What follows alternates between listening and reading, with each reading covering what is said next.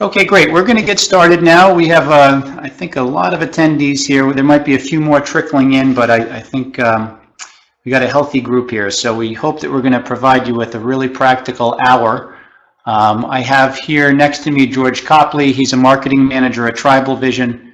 He's really in the weeds, in the guts with a lot of these tools that we're going to be talking about today. So just thought to bring him on and give us about an hour. And the goal here is to make sure that by the end of the hour, you have some practical tools, practical knowledge that you can be applying to your businesses. That's the goal, of course. I want to make sure that you really feel like you're walking away where the valuable hour that you have in your day-to-day, you've spent it wisely. So that being said, if for those of you who don't know about TribalVision, very briefly, we are an outsourced marketing department for hire. The reason I say that is not to sell us in any way. It's just for those that don't know really much about TribalVision to know that we've been doing this now for about 9 years, and the tools that we're recommending here hopefully has some credibility to them given our background of doing this for 9 years. If you want to learn more about TribalVision, of course, on your own, you can be going to TribalVision.com. So the way that we've set this up, just so you're aware, is we've tried to break this down into 3 real lead generation buckets. And the tools that we're going to be talking about fit into these 3 buckets. First bucket or marketing channel that is somewhat the rage today is ABM, which stands for account-based marketing. So there might be some of you in attendance that know all about ABM, and maybe there are some that don't. So I just thought let's just provide a quick definition of ABM so that you can understand why we're going to be talking about the tools today that fall under that bucket. So ABM, it's an alternative B2B, so it's typically B2B specific. So B2B strategy that concentrates sales and marketing resources on a clearly defined set of target accounts within a market and employs personalized multi-channel campaigns designed to resonate with them. So what does that mean is ultimately a lot of B2B companies that we're working with, they first say, you know, we don't know if you can really help us with our marketing needs because we're very niche, very specialized, trying to find that needle in the haystack purchaser of our product. And of course, radio and television aren't going to work. So the rise of ABM, what it allows you to do is, and I've just provided another slide visual for you to see this, there's really a 5-step approach to account-based marketing.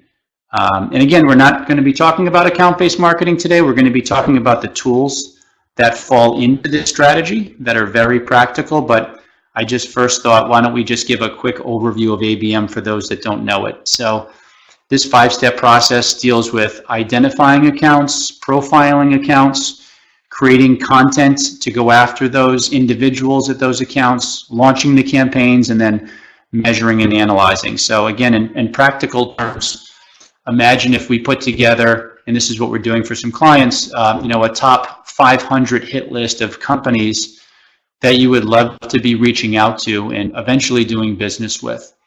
Well, instead of just buying a basic list like everyone's done in the past and then just blasting that list, instead, ABM is all about, you know, finding those 500 companies and then from there capturing an individual's email address, LinkedIn address, and so that you can then be doing not cold calling, which doesn't work anymore, but outreaching through mostly email and LinkedIn channels. There are other channels as well, but we're going to be focusing on these today. So it's about finding tools that can help us identify these companies and prospects at these companies, and then from there making sure that we're capturing their information, and from there finding a platform to then outreach to those individuals. So, you know, we're not expecting you to be using Outlook or even MailChimp to be then sending automated email messages to these individuals. So there are platforms and tools out there that can really make that outreach very efficient.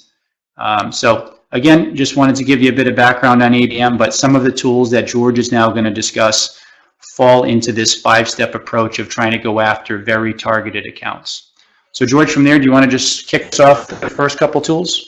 Yeah, thanks, Chris. So once again, everyone, George Copley, marketing manager here at TribalVision. I've been working with Chris for quite a while now, both in growing TribalVision as well as working with some of our clients. So I get to see both sides of that equation. So as Chris said, we're really just setting you guys up with some really cutting edge and free tools that allow you to create your own ABM strategies. And as Chris mentioned in the last slide, sort of the first step to ABM is asking yourself, well, what accounts am I targeting? And more specifically, what employees or decision makers at these companies am I trying to get in touch with? So, you know, obviously you can go on LinkedIn and you can do some research and you can see, okay, well, Joe Schmo at this manufacturing firm is in charge of, for TribalVision, it would be they're in charge of the marketing there. So we want to get in touch with them and we want to discuss, you know, what are your pain points? How can we help out? And so in order to get in touch with them, we need some contact information. And, you know, given current privacy regulation going on, it's getting harder and harder to get people's information, which is a good thing. But there are some tools out there that allow us to responsibly get a hold of people's information. So 2 free tools are called Clearbit Connect and Hunter.io.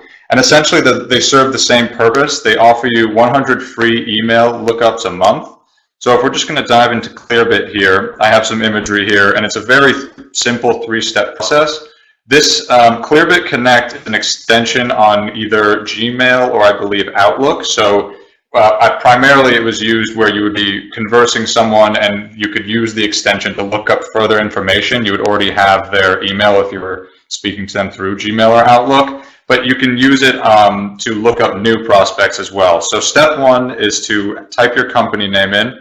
And then as you can see here, by the way, if you guys haven't already, at the top of the screen, there should be a full screen button. It's sort of 4 arrows pointing outwards. So click that if you're having trouble seeing any of the details here. But step 2 is select your decision maker. So as you can see, I've typed in TribalVision.com in step 1. And then step 2, it's already listing some of the top execs at TribalVision. So we have Chris, we have Susie, who's in charge of our Korean division. And then once you select one of these contacts, you're provided information like their email. Sometimes it'll provide a direct phone number. It'll provide social media information. So a lot of information you can use for ABM to sort of target them through different channels. And you can actually open an email directly in Gmail or Outlook using this. So that's a great tool. As I said, you get 100 free lookups a month with Clearbit Connect. Hunter operates in the same way. Again, you get another 100 free lookups. And so it's actually a Chrome extension where, as you can see from that example, you can go on a company's website. So that's TribalVision.com. You click the Chrome extension, and it actually drops down a number of different employees' email addresses. What's great about Hunter too is it also uses its software intelligence to calculate the formula. So let's say you could find Chris's email, Ciunci, at TribalVision.com, but you couldn't find my email. It obviously, as we could do ourselves, but it's intuitive enough to suggest G. Copley at TribalVision.com. It follows the formula. And they have a really strong database of over 200 plus million users, and both ClearConnect and Hunter are constantly verifying their email addresses. So. And George, what about pricing? If you want to just talk briefly about pricing, I know there's a free option, but I'm assuming there's some paid options. Yep. As well. So as I said, 100 free lookups a month with both of those options, so you can do some damage there. But after that, for Hunter, for example, you can pay $39 a month to get 1,000 lookups, $79 a month to get 5,000 lookups, $159 for 20,000, and then $319 for 50,000. So with 50,000 lookups, and $319 a month, you can definitely get some information for yourself. Great.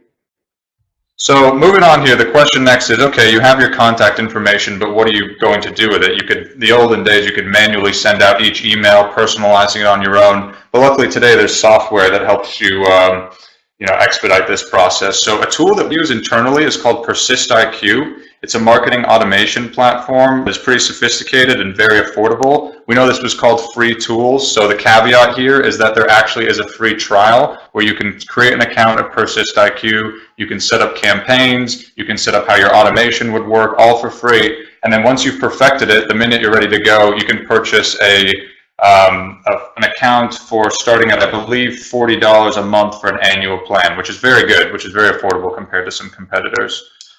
So to talk a little bit more about PersistIQ and why we love it at TribalVision, as I said, there's the automation capabilities where you can upload a list of contacts, you can send them an email on Monday, schedule the next one to go out 2 days later on Wednesday, and 2 days later on Friday, and so on. There's triggers installed where if somebody responds to an email, they're automatically removed from the sequence. If somebody opens an email 5 times, they may be interested, so you can set up a trigger where you let your sales rep know to give them a call. Also, what's great is, as I said before, very manually, you would have to edit each person's first name, adjust the copy to reflect their industry or their company name. PersistIQ has little snippets, as you can see here on the right-hand graphic, where you can actually just plug in everyone's first name as long as you import that information. So it makes outbound efforts really easy for our internal sales teams as well. George, just a quick question. So just so for those that, again, aren't using PersistIQ, probably most aren't, and don't really fully understand account-based marketing yet. So what does PersistIQ really allow us to do? So why couldn't we just use, for example, MailChimp or Constant Contact to send out these emails? What's the benefit of PersistIQ over, someone might say, why not just use iContact or something like this? Yeah, it's a good question. So there are a few nuances. First and foremost, PersistIQ is really a HTML-based email platform. There's not really any design capabilities. So if you're looking for that, that's where MailChimp or another competitor might come in. But PersistIQ is primarily designed for personalized sales outreach. So you want that email to look like it was written by a human, not a design template that could be a mass blast or was automated and everyone's getting that. So these snippets allow you to personalize it, but it still maintains that authentic look of being an email from someone from the company.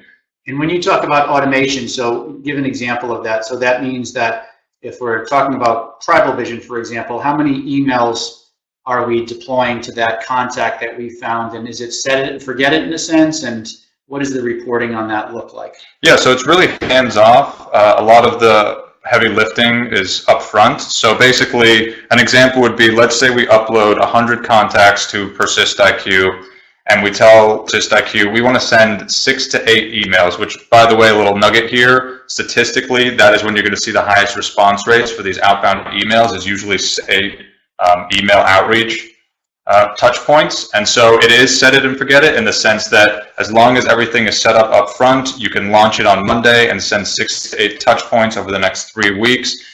As I said, replies are removed automatically because it'll look unprofessional, and it'll also spot the automation here if they reply but then receive another email from you. So you can set up triggers like that where it's set it and forget it, and you can trust the system to provide essentially a full-scale automation email outbound initiative. And all you have to do is keep an eye on your inbox to make sure that you're checking all replies that come in, setting up the meetings, and so forth. Great. And what about reporting then? How do we know what the response rate is? If they're responding to email 1 versus email 5, is there reporting so it's very easy to see? Yep, it has pretty robust reporting, not the best I've seen, to be honest, but I speak to a rep regularly from there, and I know this is a beta for them, so they're working quite a bit.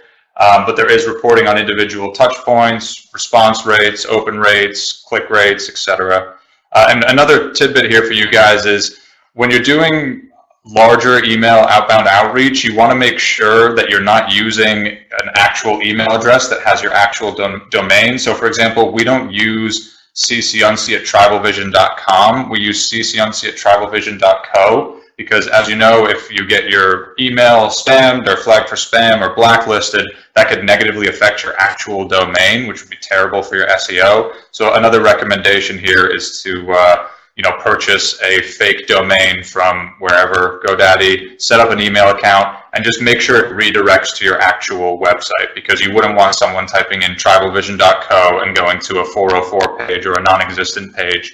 You want it redirecting to tribalvision.com. And what about canned spam, George? One last question I have, right, to make sure that we're fully compliant and above board with everything here. Just for the audience to hear, what needs to take place to make sure there isn't any issue whatsoever? Yeah, so there's a variety of things you need to do in order to be canned spam compliant. Also, same with GDPR. This is going to be changing rapidly over the next few years, so it's sort of every company and every marketer's responsibility to make sure they stay on top of it. But just a few things specific to PersistIQ. You want to make sure your subject lines are not referencing that you're selling anything, perhaps, or advertising anything. It's got to be personalized enough where it actually has credible value for the business. You want to make sure there's an unsubscribe link at the bottom of your emails. You want to make sure that there is a physical address and a contact name. And there's a couple other things that off the top of my head are slipping, but it's a very easy checklist to look up as well. But those are some of the important basics. Yeah, okay. Good. All right, let's keep going here. And people, if you have some questions about this, certainly you can reach out in the Q&A session about PersistIQ. Yep, which is taking place at the end. So as I said, PersistIQ's job is to get the emails out, but it's still your job to make sure you set up those meetings from the emails. So a great tool that we use internally is Calendly.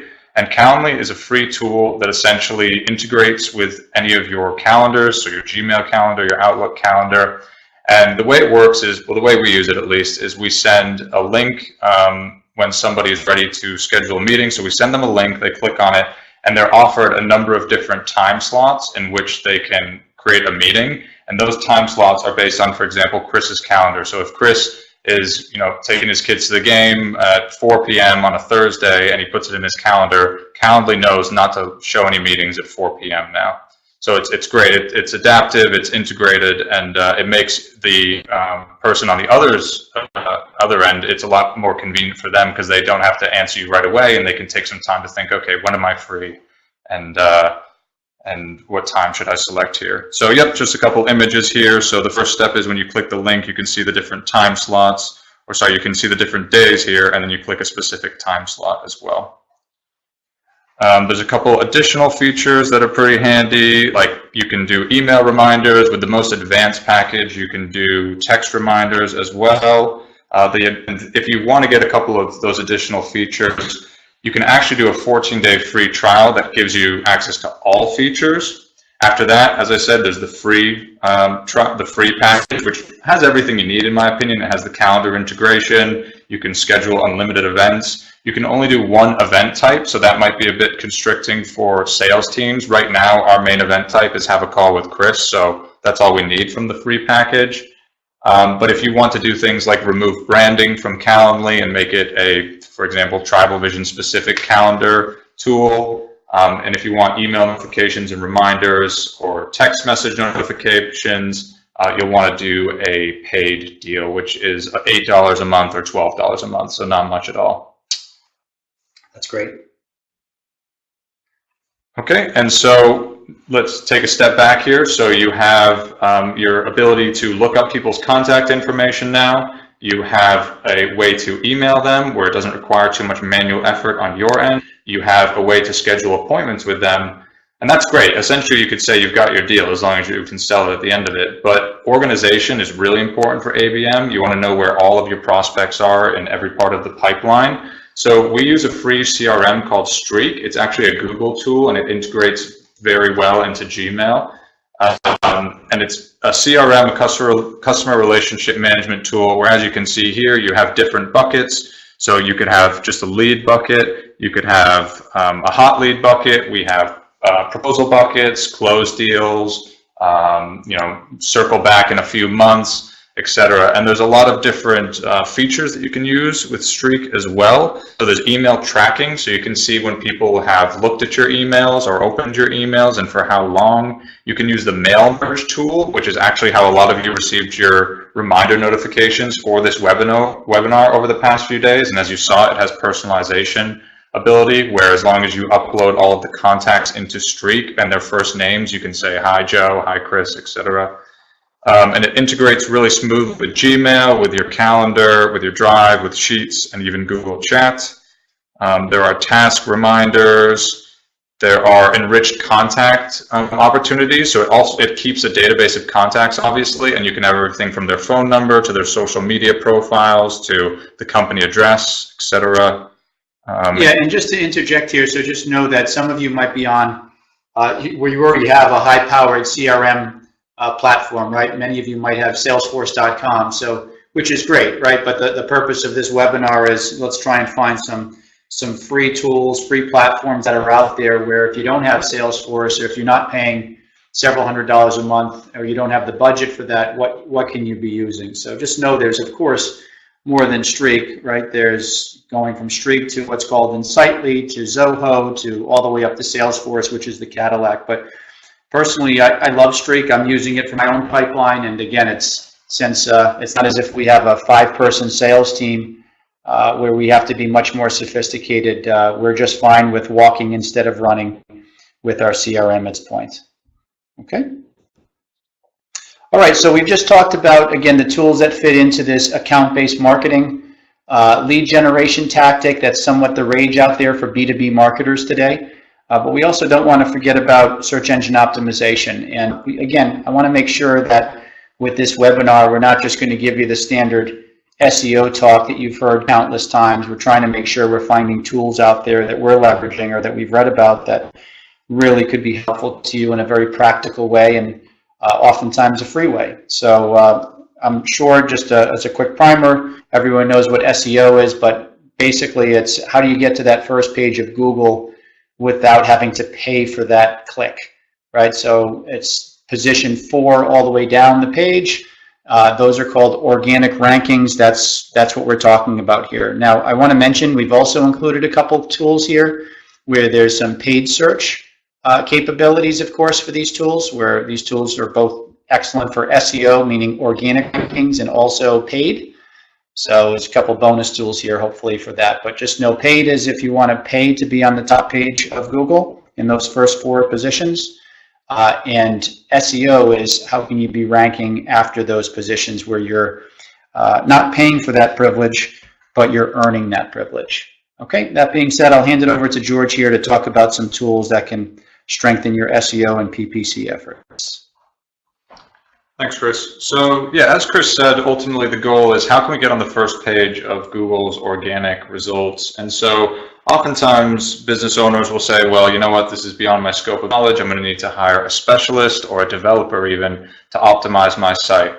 Now that remains true. Sometimes SEO, search engine optimization, can be very technical. It can require people who go into the back end of your website or sort of have tools that are a bit more outside of our normal budgets. So what I'm setting you up here to do is basically run your own analysis that you could bring to a developer or a specialist. Some of these optimizations you can probably do on your own, and I'll point those out. But as we know, half of the cost at times is for that upfront analysis or audit. And by using these tools, you could cut the cost of hiring a specialist or developer in half, essentially. So the first one is sitechecker.pro. It's a free tool where essentially you submit your URL for a full audit of your site SEO. It's that straightforward. There's nothing that complex about it up front, to be honest. You plug in your URL and it gives you a page score. And it also gives you a list of suggested optimizations as well. So just to talk a little bit more specifically what it covers your site's metadata, it covers the content, your copy on your pages, your imagery, internal, external linking, and more. So all factors that play into a website's search engine optimization. And then up next are 2 tools, Yoast and Moz, which are very user-friendly and allow you to do some sort of SEO analysis and implementation on your own. So the first one, Yoast, is a WordPress plugin, and it essentially evaluates your page's SEO. So if I'm in WordPress, which I'm either assuming a lot of your sites are set up in, or you have someone at your organization managing it, you can recommend this tool if it's not already installed. But essentially with Yoast, it scans all of the copy, all of the imagery, all of the linking on your page and gives you a grade, which as you can see here on the right-hand side, if it's red, as always, it needs work. If it's orange, that's okay. It could use a little more work, and the goal is to get everything green. So what I primarily use it for is editing my website page's metadata. And metadata is what you see in search engine results. So if we look at the standard format, you can see it here at the top of the graphic on the left. There is a title, what's called your title tag, which should have your main keywords in the page, but is generally a title for the page. And then underneath it is a meta description, which is 150 or 160 characters of additional text describing what is on the page they're about to visit. So oftentimes new websites will have that preset, and it just takes your actual page title and whatever the first 150 or 160 characters of text are. But you actually want to manually edit that on your own, because sometimes the first 150 or 160 characters of text don't have your keywords. They don't jump right into what the page is about. They're just not very, they just don't provide a good summary overall. The next tool, Moz, is actually a great tool to get some intel on what your competitors are doing for their SEO and meta description and everything. So essentially, it's another plugin where you can download it to Chrome and you can visit a competitor's website. So here, for the sake of example, I just did TribalVision website, and now I can see TribalVision's home pages, title tags, meta descriptions, popular keywords, header text. Also, alt text is in there as well. For those of you that aren't aware, alt text is how you describe an image. So when you're editing an image, you can plug in a description under the alt text section, and that is how Google reads your images, because obviously, as advanced as Google is, it's not able to visualize imagery like we are. So alt tags are a great way to tell Google what kind of imagery is on your page, which in turn helps your SEO.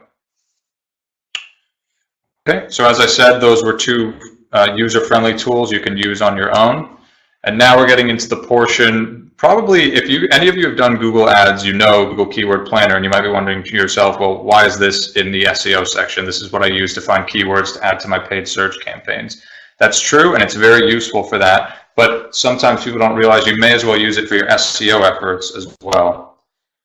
And so to elaborate on that, for those of you that don't know, Google Keyword Planner allows you to either type in a keyword and get additional ideas or similar keywords. So sometimes when we're writing content that we want to be search engine optimized, we could type in a term like outsourced marketing for TribalVision. When I'm writing, you don't want to do what's called keyword stuffing, where you put outsourced marketing in 20 times into a paragraph, because Google now picks that up and will flag that, and it'll actually negatively affect your search engine optimization. Now, to change it up, you can plug in a keyword like outsourced marketing, and it'll provide variations as well as what Google believes are similes. And on top of that, you can see how many monthly searches there are on average. You can see how competitive it is based on it being high or medium or low. You can also look at the cost per click for paid search purposes. But bringing this back to SEO, this is a great tool for, one, adjusting existing content, so finding new keywords, but it's also great, more importantly, great for creating new content. You can see what your sort of fan base or your target audience is looking up regularly, what they're interested in, and you can select keywords from that and come up with new content. And just to preface that, I think many of us know, but that is probably one of the top 3 important factors in Google's ranking of search engine optimization, is adding new content. So oftentimes when TribalVision is we're building an SEO strategy for a client that they want to implement on their own, they will say, just do this every month, create new content, optimize your blogs, etc. And then gradually we say, okay, now do it every 2 weeks once you have a formula down. And ultimately, you know, the most search engine optimized sites are producing content daily, but we do recommend, you know, at least doing it once a month. And Google Keyword Planner allows you to come up with keywords. You can see the popularity of the keywords. And another side note, what we use it for too is, TribalVision would have a very hard time ranking for the keyword marketing, just because with any industry, that's going to be extremely competitive. So the way you get around your competitors is you start targeting what's called long tail keywords, and that would be terms like outsourced marketing or outsourced marketing department for hire. You can even get that long and detailed as a keyword. And while you're not going to see as many average monthly searches, you'll still see a fair amount, and you can start creating content that hits that audience, you know, right on the dot, and then they will start coming to you, and it's already a highly qualified lead because you're suggesting that you provide exactly what they're looking for. And what I love about this also, George, is again, oftentimes we work with companies where they said, when we ask them questions about, okay, well, have you really done your due diligence on what your keywords should be going forward to optimize? Many say, oh, we have. Yeah, we have our 10 keywords and we're good to go. But they've never really used these types of tools to get a bit more sophisticated to really, you know where the puck is going, as the hockey analogy is, right? Ultimately, they're thinking they know, but they're just going on gut versus using these types of tools to really have a much deeper understanding of where the competition is and where they should be positioning themselves with the right keywords. And oftentimes, you know, even if they have those correct 10 keywords, we could build that out to your point about, you know, long tail distribution curves, right, where there might be 30 or 40 keywords, 50, 100 keywords that we can slowly start building into our SEO strategy over the months and years. Most companies just think they have their 10 keywords and and they've done their on-page optimization, and they're done, mission accomplished. And that's really just inning one. If you really want to be, maximizing your organic rankings. Mm-hmm. So, okay, very good. Great. So the next tool is called SEMrush. So this is essentially, for lack of a better term, Google's keyword planner, but on steroids, because you get access to not only an analysis of your own SEO, specifically keywords, but you also get an analysis of your competitors' SEOs.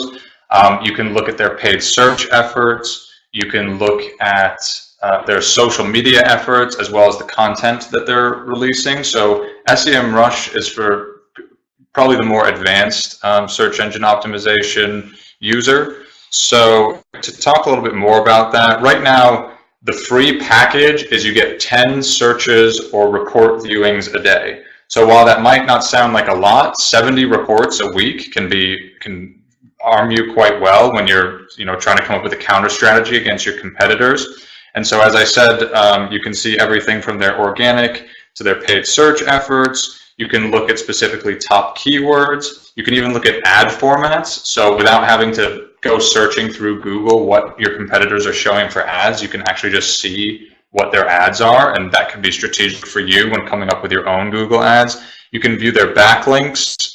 If anyone doesn't know what a backlink is, essentially a link to your site on another site. So when TribalVision has a link on Inc. 5000, for example, that is counted as a backlink, and that's really important for SEO because Google views that as credibility. If more people are posting your link on their site, to them it indicates credibility. And I just to jump in there and say, really understanding your competitors' backlinks, the number of backlinks, the quality of those links, where they're coming from specifically, there can be an entire backlink strategy that you can put together that says, well, if they're getting these backlinks from these publications or these bloggers or these other organizations, why can't I? I should be there. So at TribalVision, we oftentimes take a look at the backlinks of our competitors and say, my God, okay, we just found another 50 backlinks that there's no reason why if we then distribute the same content to these outlets, there's no reason why we also can't get picked up. And again, as a quick primer, if we're talking about search engine optimization, the reason backlinks are important is there's what's called on-page optimization, which is what George has talked about to this point, which is what can you do on your website, right? Make it faster, better contents, more specific keywords, etc. That's where he was talking about meta tags and title tags. That's all on-page optimization for SEO. What's off-page, part 2 of SEO, is how popular Google thinks you are online. And backlinks are a big part of that, of course, right? If you have a lot of high quality and number of high quality backlinks throughout the web, Google's search engine spider is going to view you as really relevant for that keyword.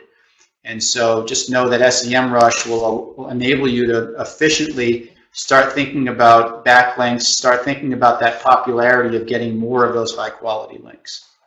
Yeah, exactly. And to just speak to a little more about backlinks here and give some more, so some great places for backlinks. You can, of course, look at where your competitors are and target them. But business directories are huge. I mean, making sure you're on Yelp and Google Business and is essential for your SEO. But there's also some smaller ones. I think I was looking at a HubSpot article the other day that was the top 55 business directories with high domain authority that you want to be ranked on or registered on. So that's a great project for an intern, to be honest. We'll have someone like an intern, we'll say, okay, today we want you to make sure our listing is on 50 different business directories. And all that you have to do there's definitely an article about it, so I'd recommend reading that, but all you have to do there is make sure the information is consistent across the board.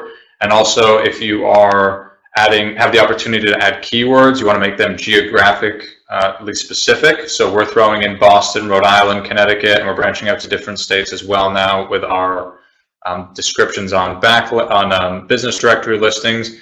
And what carries even more weight in Google's eyes for SEO is making sure it's a vertical or industry specific backlink. So for us, we're on UpCity, and we are credited for being one of the top 10 marketing agencies in Boston right now, and that's huge for our SEO.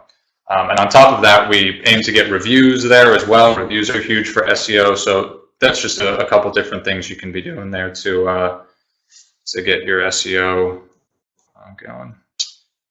All right, so now we've talked again, just take a back up for a quick second. So we've talked about account-based marketing and the tools that fit into that lead generating channel. We've just talked about some tools that can really help power your SEO and indirectly your PPC efforts. And then last channel that we want to talk about here with some tools in it is your website, right? How can we make sure that we're optimizing your website, for SEO, but more so than even just for SEO. So there's some really great tools that are out there that we think are no-brainers that you should be knowing about. So with that, George, you want to talk about these first couple tools? Yeah, once again, not very complicated tools, but extremely beneficial. So as I said before, the type of content you post on your website is a huge factor in Google's eyes for SEO. The other two big factors right now are page speed and mobile friendliness. So to talk about the former, a quick stat is every second it takes for your page to load, 10% of people drop off. So where that becomes extremely important is if you say have a Facebook ad running and 100 people click it and you spend $50 for all of that.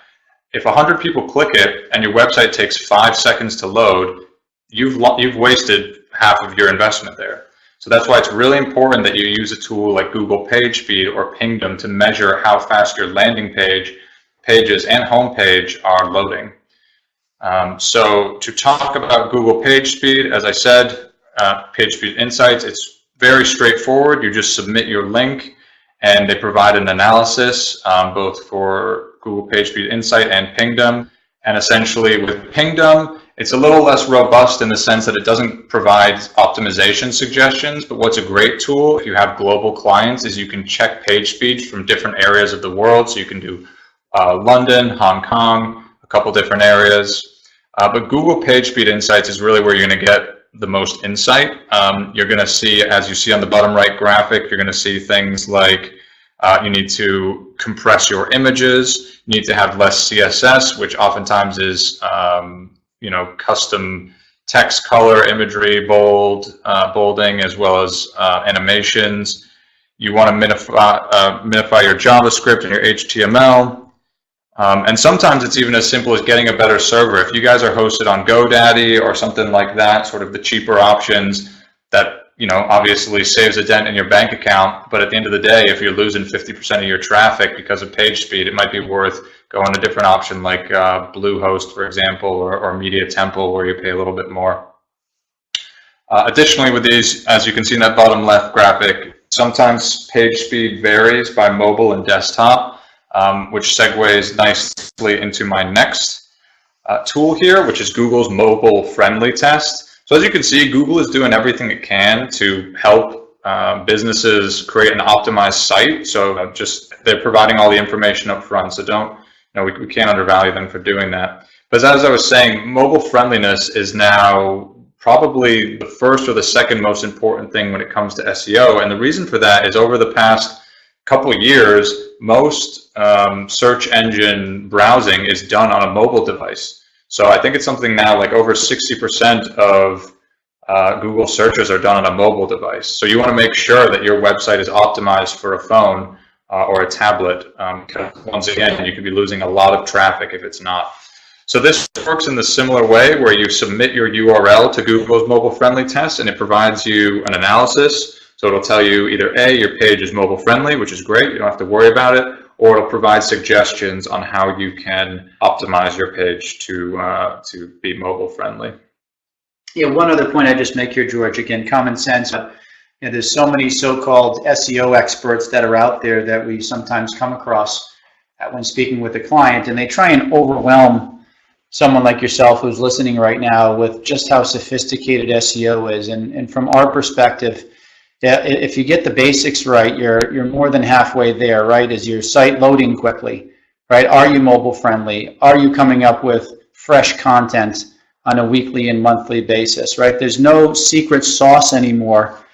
Google's algorithms have gotten too smart to try and game the system to get to that first page. So just know if you get these basics right of your site loading really quickly, that it's mobile friendly, and that you're adding some fresh content with the right keywords mixed into that content, that's more than half the battle. It's just making sure you're checking those boxes. And the beautiful thing is with these types of tools, you don't have to be a rocket scientist. You don't have to rely on an SEO expert to at least give your own website its own report card, right? With some of these tools, you literally can see, am I getting an A, B, C, or an F for my SEO efforts? And more importantly, if you are getting an F or a C, it'll tell you specifically what you need to do to bring it up to an A. So I just am trying to make sure that we're demystifying sort of the vagueness often of SEO. It's, oh, that's what my SEO experts are doing. I don't know. They're just showing me some reports and I'm spending the money on that. Hopefully after this webinar, you realize, okay, there's basics that can happen that we can be in control of as a company for us to understand specifically what we need to do to get better. So I'm excited to hopefully have you leave the webinar with that thought process. Lastly, George, if you want to take us through a couple really cool tools when it comes to even design from a website, right? No longer potentially will you need to have to rely on some high-powered, high-priced ad agency. Now, they definitely have their role, so I'm not going to diss an ad agency. But again, for a smaller, let's just say, manufacturer doing $5 million in revenue a year or less, that's very difficult to afford something like that. But the beauty is now there are tools that are out there that you can be leveraging within your own team, where you don't have to have an ultra experienced designer, and you're still going to be able to more than get by. So 2 tools that George is now going to talk about, talking to that.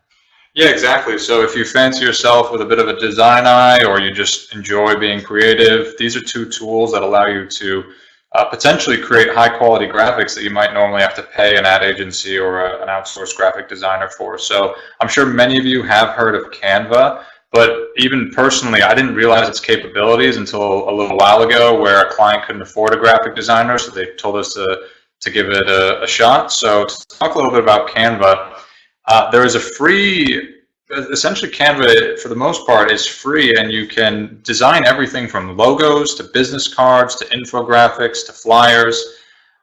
There's a variety of video tutorials, which is very helpful on different design tips and things people have created in the past that Canva wanted to highlight. And for a paid package of $12.95 per member per month, you can have sort of a online collaborative Canva account where you can share designs and work together and do different renditions that way, which can be helpful for larger teams. To speak a little bit more about the capabilities, it's sort of comparable to Wix or Squarespace, where you get this sort of user-friendly drag and drop out of the box templatized platform, which can definitely serve its purpose and do everything you need it to do.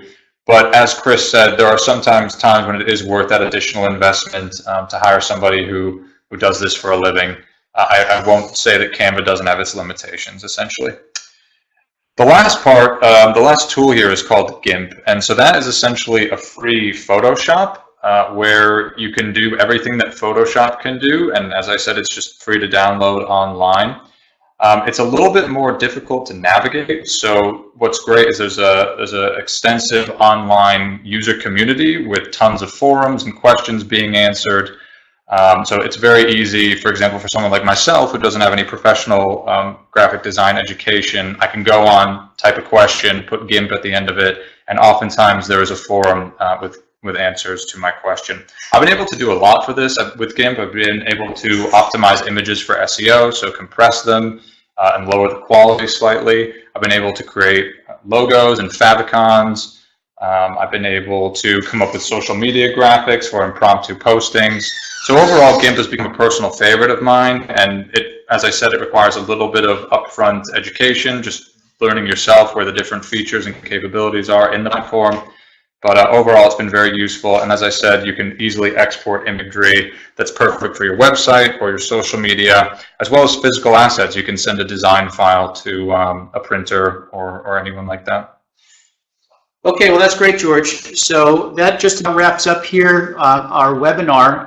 Hopefully we've shared a lot of great tools. We've given you a little bit more than 10. I think we ended up at 15 really, but we thought there were a lot of good nuggets that you could get more than just 10 of those tools. So we've still left enough time, which is great, about 10 minutes for a Q&A. And before we start that, I know that there's what is it, George, a 3-question Yeah, poll? just 3 questions. We just want to make sure everything we provided you today was educational.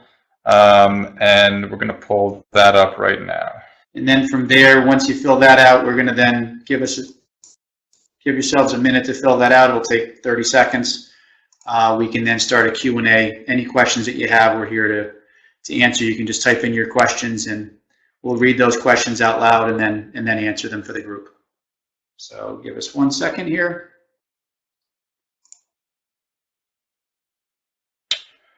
Okay, great. So if you guys could just answer those 3 questions. Did you find the website educational, insightful?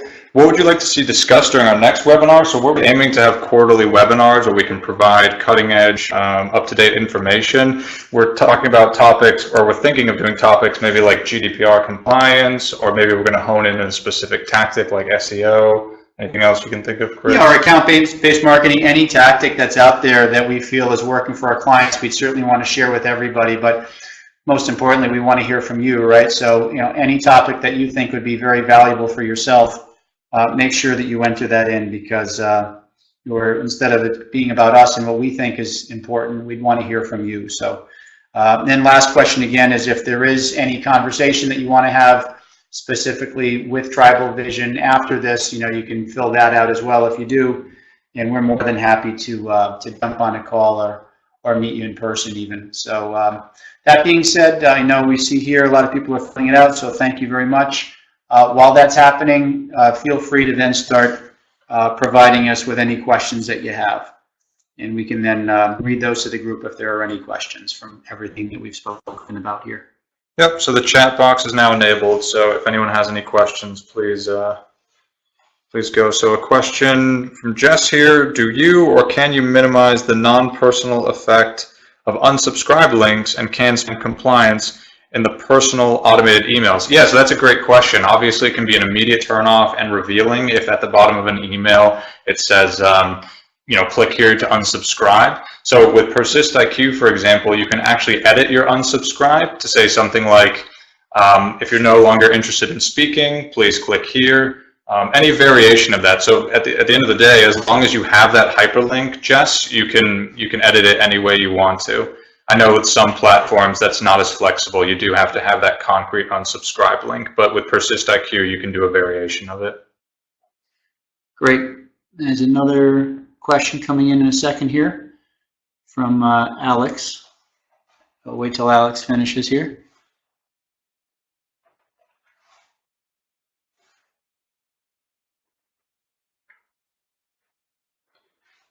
Can you use PersistIQ as a nurture type campaign tool?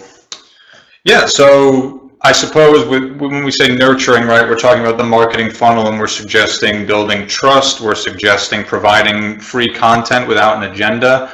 So yeah, I mean, if you think about it, there's a number of different ways. I know that TribalVision, for example, we might target a specific industry and we might have a case study for, say, manufacturers or nonprofits, where we, once again, we'll use a tool like Hunter and we'll say, okay, we found this decision maker at a manufacturer that's perfect for our ideal target market. And once again, we upload them into PersistIQ and we say, hi, Joe. Here, we saw that you're a manufacturer in New England. We just want to provide this case study about 10 tools that our client has used to help grow their business in 2018. So I think at the end of the day, yeah, PersistIQ can be used for all parts of the funnel: an introduction, nurturing with content, and then once again, if you leverage Calendly, excuse me, really going for that deal at the end of it or sale. George, what other platforms are there? So I know there's HubSpot, of course. I mean, we sometimes use ActiveCampaign for nurture as well. Do you want to just briefly touch on? Most people know about HubSpot, so why don't we talk about ActiveCampaign for a second? Yeah, so we used ActiveCampaign for a bit. It was sort of a hybrid of PersistIQ and then a larger outbound emailing platform. We found that ActiveCampaign didn't have quite as much flexibility, and it also restricted us on the number of emails we could send out. But once again, maybe a good alternative to PersistIQ, which is sort of a narrower sales outbound outreach, where you're focusing on personalization versus mass email blasts. But if we're talking about a larger tool, another tool that we're a fan of is called Apollo. And Apollo is essentially a PersistIQ that allows for much larger scale campaigns. So if you integrate Apollo with what's called SendGrid, SendGrid is, to put this in layman's terms, you use their email server to send emails. So you're not restricted by Google's daily limit of 2,000 emails a day. You can send upwards of 4,000 emails a day. I know that I've spoken to a rep there who says he has clients who send 15,000 emails a day. There's a price to that, but another great tool as well. Okay, we got some more questions coming in here. So from Terry, how can I share this entire webinar with my other team members? Do you have a link to a recording? So the answer is yes, Terry. Once this webinar ends, we're going to send out an email just with a little bit more information, and you can request to receive both the webinar presentation as well as the recording. So feel free to respond to that email. We'll get that to you within 24 hours. A question from Jess. How do you push the content to the targeted individuals?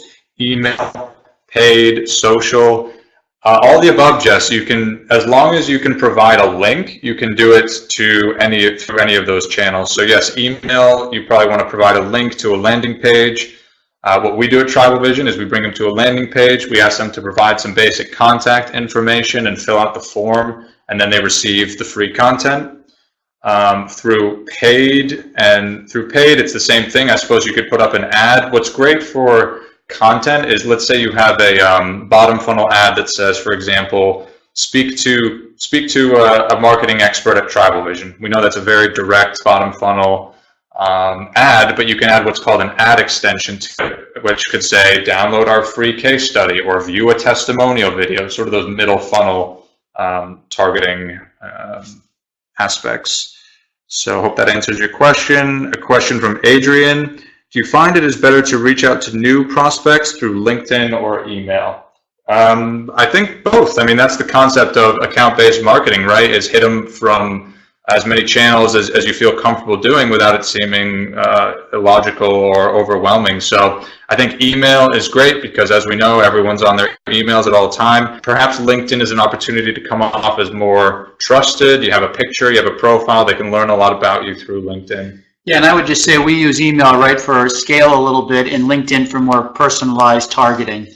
I think both certainly have a play, but it's much easier to do drip email marketing campaigns than drip LinkedIn campaigns. You can do it, but with the technology that's out there, we typically, our email is our workhorse, if you can think of it that way, and then LinkedIn is where we're coming in with that surgeon's knife to, of the 1,000 emails that we send, there might be 50 outreaches through InMail and through Connects that we think are the highest likely to respond to us. Of those 1,000 emails, we're going to reach out to them directly on LinkedIn with a personalized message. And the key is a personalized message. If it's a spammy type of message that we all get, we're probably not going to be responding. But talking about response, just know that LinkedIn data shows that LinkedIn response rates are far higher than email, and it makes sense, right? Especially if it's personalized.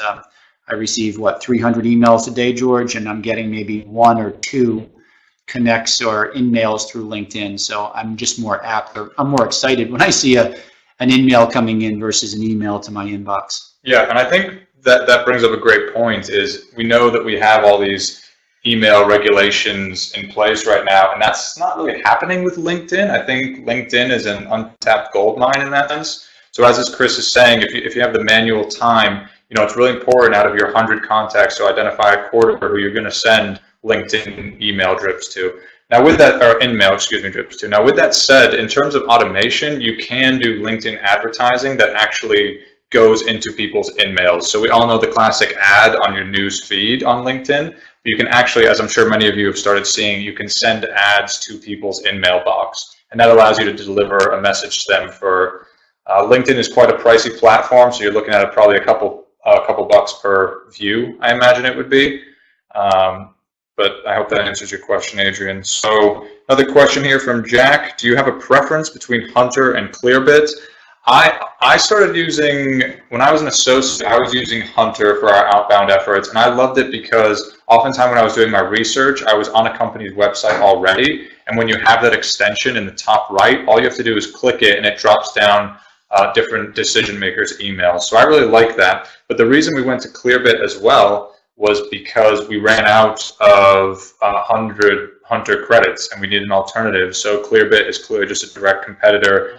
And as I said during the presentation, theirs integrates into your email, which isn't totally that great of an advantage for us, but I know that a couple of our interns are using it, and it's basically another 100 free credits. So not much of a preference, honestly. And why don't we talk about for a second another tool if we want to talk about Hunter and the other. There's also Lead IQ, which is not email, but it's through LinkedIn. Do you want to just throw that nugget out there for Lead IQ, George? Yeah, so not as familiar, but I know that it's the same concept where you have an allotted number of credits. And I just think that the competitive advantages are probably access to a larger database and a verified database. They probably provide more information like direct phone lines, company address, URLs to social media profiles. Yeah, and the difference there also, instead of you being on a company's website, you're on a LinkedIn page. So you can basically do a right click, and if you're on my LinkedIn profile, it's not 100% of the time, but 70% of the time you'll be able to capture my email address using Lead IQ. Yep, and somebody's questioned before about CAN spam compliance and GDPR compliance. This is going to be more and more important, guys, as we start, as the government starts buckling down on this, and data privacy becomes more and more in the spotlight. So that's another conversation that you either want to do quite a bit of research on your own or talk to somebody like Chris about, because this is our job, is to stay on top of this for our clients. So that's becoming something more and more that's coming up during our client meetings. Is my website compliant? Are my emails compliant? Is even the content I send out compliant? We want to just make sure that all of our clients, we feel it's our responsibility to make sure that they're GDPR compliant. So another idea for a conversation to have. Okay, great. It seems like that's it for questions. If there are any others, if you just want to let them flow in now. If not, then thank you we're ending right at 12, so perfect timing here, I think. So thanks for attending. We really hope you got something out of it, and we look forward to some thoughts on what the next topic can be, and we'll be in touch. Thanks, everybody. Good. Thanks, everyone. As we said, you'll be receiving a recap email where you can request the PowerPoint. So hope everyone enjoys the rest of their days. Thanks.